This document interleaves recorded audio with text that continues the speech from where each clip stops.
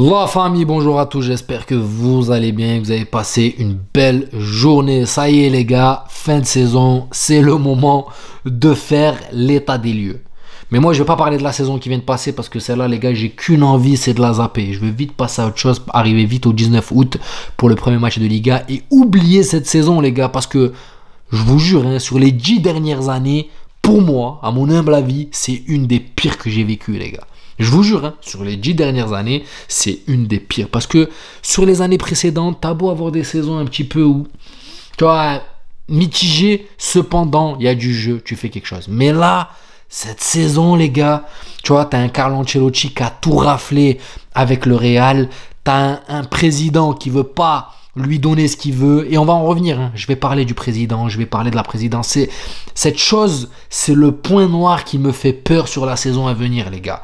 La hiérarchie, en haut, au-dessus de Xabi. Et je vais vous dire pourquoi. Donc, je vais rentrer clairement dans le vif du sujet. Xabi, faut remettre un peu de contexte, hein. Xabi Alonso a récupéré cette équipe du Real dans un état pittoresque, les gars. Les joueurs étaient lessivés, une saison où on s'est fait fracasser par pratiquement tout le monde, on gagnait que contre les petits, le Barça nous a rousté sur tous les matchs. Enfin bref, une saison comme je vous l'ai dit où tu as juste envie de zapper, vite que ça redémarre. Tu la récupères dans cet état, tu dois vite remettre un peu voilà, ta formation, tester des nouvelles choses, et en sachant que on compte quand même sur toi parce que on veut rajouter un trophée dans cette armoire qui est vide, les gars. Me dites pas qu'on n'a pas fait saison blanche. Pour moi, c'est une saison blanche, hein. Prendre une super coupe d'Europe, pardon, et contre l'Atalanta et je sais plus ce qu'on a pris d'autres. Tu vois, c'est des trophées qui ne sont même pas mémorables. Tu les zappes, frère. T'as juste envie de passer à autre chose parce que t'as pas un trophée majeur. Pour moi, ce que j'appelle trophée majeur, Liga, Super Coupe d'Espagne à la rigueur, entre parenthèses, Ligue des Champions et peut-être ce nouveau format de Coupe du Monde des clubs qui aurait pu entrer dans le palmarès, qui aurait pu peut-être, tu vois, redorer un petit peu la pilule qu'on a pris cette saison. Cependant, on n'a rien redoré du tout, on s'est juste fait éteindre par un Paris Saint-Germain qui lui aussi s'est fait éteindre par une très belle équipe de Chelsea qui m'a surpris. Bien sûr, hein, ça n'enlève rien à la saison stratosphérique du Paris Saint-Germain. Elle est historique la saison, elle aurait pu être légendaire, maintenant elle va rester seulement historique parce qu'il y a cette finale où ils se sont fait manger quand même, hein. Ils se sont fait manger. Alors il y a la fatigue, bien sûr, tu as des joueurs qui ont joué plus de 70 matchs cette saison et tu le voyais très bien qu'ils étaient rincés. Tu as la fatigue, après peut-être qu'ils sont arrivés un petit peu reposés sur leur laurier, ils se sont dit c'est bon, on a fait tout ce chemin, cette finale elle est pour nous. Sauf qu'à côté tu as un coach qui a bien préparé son équipe et franchement moi Chelsea les gars ils m'ont bluffé, je vais pas vous mentir, là ils m'ont bluffé. Une très belle équipe de Chelsea qui a éteint cette équipe du Paris Saint-Germain. Mais comme je le répète, ça n'enlève rien à cette saison du PSG, d'autant plus qu'ils nous ont rousté bien comme il faut avec un 4-0 bien profond. Donc, pour en revenir un petit peu à nos moutons, Xabi Alonso récupère cette équipe, il doit concocter ça alors qu'il est dans une compétition où on veut marquer un petit peu le pas pour pouvoir faire passer aux oubliettes ce qui s'est passé. Cependant, malheureusement, comme je vous l'ai dit, il y a ce match qui nous a remis un peu les pendules à l'heure. Alors moi, ce qui m'a fait peur, les gars, c'est que Xabi Alonso a tenté quelque chose sur ce dernier match. Et moi, je vous l'ai dit, hein, quand tu as quelque chose qui fonctionne, pardon, il ne faut pas changer. Faut pas innover. Quand tu gagnes, quand tu as une compo qui gagne, il faut pas changer. Là, il a voulu changer. Bon, c'est un peu forcé parce que Gino Hysén n'était pas là et tout. Mais tu vois qu'il y a eu beaucoup de... Tu aurais pu jouer juste avec 2 attaquants et en sacrifier un. Et là, maintenant, je rentre dans le vif du sujet parce que c'est tout le cœur de la vidéo. Ce qui me fait peur, c'est l'avenir.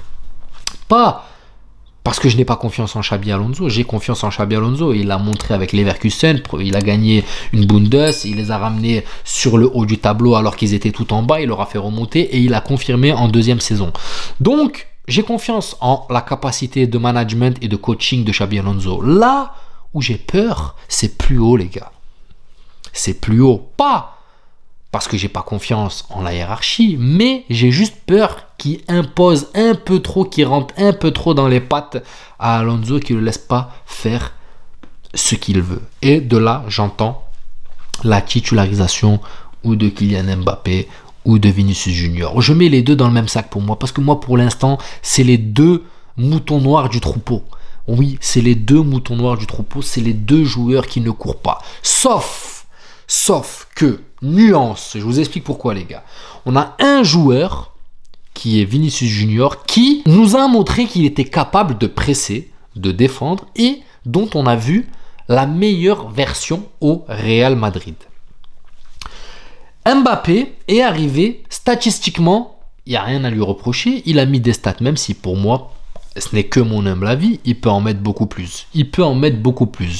Mais pour moi, là où il y a un problème, c'est que j'ai peur que malgré que ça soit Vini ou Mbappé, un des deux ne court pas, en haut, ça chuchote à Xabi Alonso de quand même les laisser titulaires, tu vois. Et j'ai même l'impression que c'est ce qui s'est passé la saison dernière. Donc, est-ce que Carlo Ancelotti, on le voit, il y avait quand même un fond de jeu qui n'était pas présent, on comprenait rien, on voyait pas. Mais est-ce qu'il n'y avait pas un ras-le-bol de ne pas avoir cette liberté, tu vois, de faire un petit peu ce qu'il veut. On lui a laissé la main avec Bellingham, mais quand peut-être Mbappé est arrivé, on lui a dit écoute Mbappé, pas touche.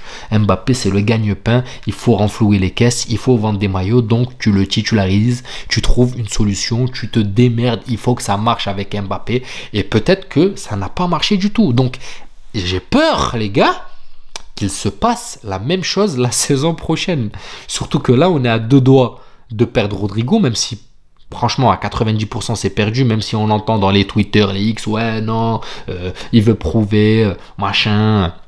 Moi, les gars, je vous le dis, hein, je sais pas ce qui va se passer dans les jours à venir, mais je serai là, vous inquiétez pas, pour donner mon point de vue, mais je me chie dessus. Et c'est un des joueurs que j'ai pas envie de perdre, parce que peut-être sur le front de l'attaque, sur les deux là, ben, ce troisième qui est planqué, qu'on ne voit pas, c'est le seul vraiment qui fait les efforts, les gars, qui défend et tu vois, il s'économise pas Rodrigo les gars. Franchement, dans le pressing, quand tu lui demandes de défendre et d'aller aider Lucas Vazquez quand on se tapait Vazquez latéral, ben il était là, il lui donnait un coup de main, il défendait, il faisait son repli défensif. Sauf que là, tu vois, Vinicius d'un côté, moi les gars, je le comprends d'un côté, tu vois. Et je le comprends pas parce que Vinicius, d'un côté, tu vois, il était là, il était leader, il avait pris quand même le leadership de cette équipe du Real Madrid. Et tu viens, on t'impose un joueur. On lui impose d'inverser les rôles, de venir à ce qu'il vient jouer à ta place, machin. On le place un peu où il veut lui sur le front de l'attaque. On le paye plus que toi et on lui dit c'est lui le leader et tu seras sous ses ordres. Donc d'un côté, tu vois, tu te dis ah ouais. Donc je peux comprendre quand même qu'il y ait un ras-le-bol à côté. Lui, il a un ballon d'or qui est totalement mérité. On lui enlève pour lui donner un Rodri qui était pété, les gars. Je vais pas vous mentir, moi je vous le dis clairement. La saison de Rodri ne vaut même pas, allez, 70% celle de Vinicius, je vous le dis clairement les gars, moi je vous le dis, hein, là c'est un ballon d'or volé, donc tu te fais voler ton ballon d'or, tu te fais voler ton rôle de leader, on te dit que tu passeras au second plan, donc d'un côté je comprends que tu as ce ras-le-bol, mais ce que je comprends pas c'est que tu vois, reste Vini, frère. Reste le joueur que tu es. Tu vois, montre l'exemple à ce Mbappé. Montre que t'as faim, montre que t'as la dalle. Mais en fait, non, lui, il est resté dans... ah ouais, vous voulez faire ça? Ben moi aussi, je vais faire la même. Voilà, je vais jouer comme lui. S'il court pas, je cours pas. S'il marche, je marche. Je fais pas les efforts. Le problème, c'est que ça porte préjudice à l'équipe, les gars. Donc, j'ai peur. Honnêtement, j'ai peur de ce qui va arriver. J'espère que Xabi Alonso va trouver la recette. J'ai hâte de voir les recrues, ce qu'ils vont faire. Mastantuono, voir ce que ça va donner un peu dans cet effectif. J'ai hâte aussi de voir Gino Hysén revenir parce qu'on a besoin de lui, les gars. Et clairement, dans cette défense centrale, ça va pas. Je pense qu'il y en a qui espèrent Konaté dès ce mercato. Moi, je vous le dis clairement, hein, Konaté, le Real ne posera pas plus de 20 millions. Ça propose 50 millions. Enfin, Liverpool ne lâche pas pour en dessous de 50 millions. Et le Real, les gars, connaissant Pérez, il posera pas les 50 millions. Ça sera 20-25 millions, pas plus, les gars. Je vous le dis clairement. Donc, Konaté, moi je vous le dis, enlevez-le de l'équation clairement. Donc, on va devoir composer avec ce qu'on a. Trent Alexander-Arnold, on voyait qu'il reprenait petit à petit en confiance en lui. Donc, il y a moyen de retrouver un bon Alexander-Arnold. Maintenant, je m'inquiète pas parce que la concurrence est là. Il y a Dani Carvajal qui est là.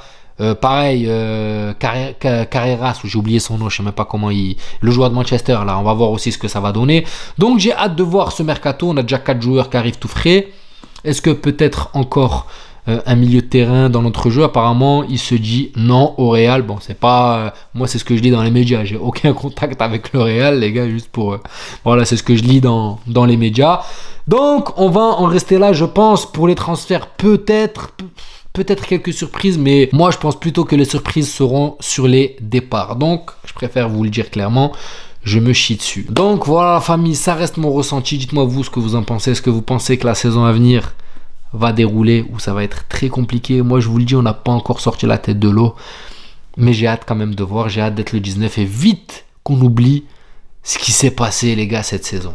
Enfin bref, j'espère que la vidéo vous plaira. N'hésitez pas à vous abonner, à liker, ça donnera beaucoup de force à la chaîne. Et vous inquiétez pas, on reprend en douceur les vidéos. Même si c'est la fin de saison, il y aura de l'actualité croustillante, j'en suis sûr et certain. Prenez soin de vous, la famille. Je vous souhaite une bonne soirée et je vous dis à la prochaine vidéo.